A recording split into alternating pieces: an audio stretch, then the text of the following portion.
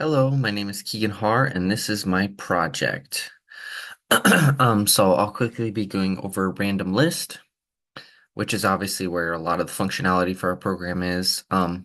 We've got our random list printout, which is just printing out this simple information, but we have a function for it because we'll end up printing it out twice, as you'll see later.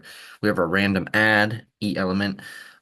This is just basically selecting out of the list. It's finding the position of the item using this integer position, and from that, grabbing a random int, and then increasing the size by one because we're placing a int into the element.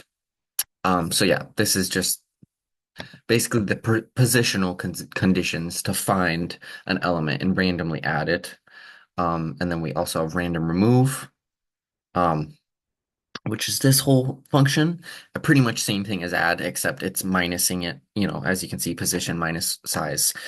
Pretty much same thing, positional conditions.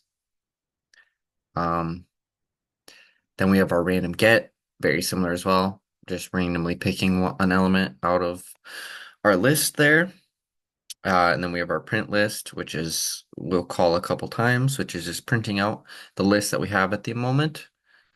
Printing reverse list, same thing essentially, just in reverse order. So our index is going down, starting from 10 or whatever the number may be, in this case 10, and then grabbing an element as well, which we do, as you'll see in our testing function.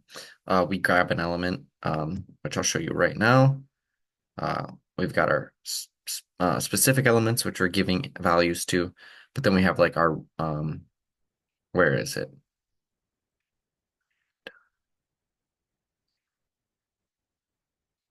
Um, it would be like in the specific elements here or something dot get. So we're getting an item from an index. Sorry for the wait there. I just had to think for a second. We're getting an item from an index, and so that's our get function. Anywho, so this simply we're just calling all of the stuff we did in our random list, as obviously this is what's graded here is our random list here. We're adding all of the elements, we're removing a random element, and before that, we're printing out the list, randomly adding an element, printing list again, and these are all of our random elements, specific element, blah, blah, blah, and integer, same thing.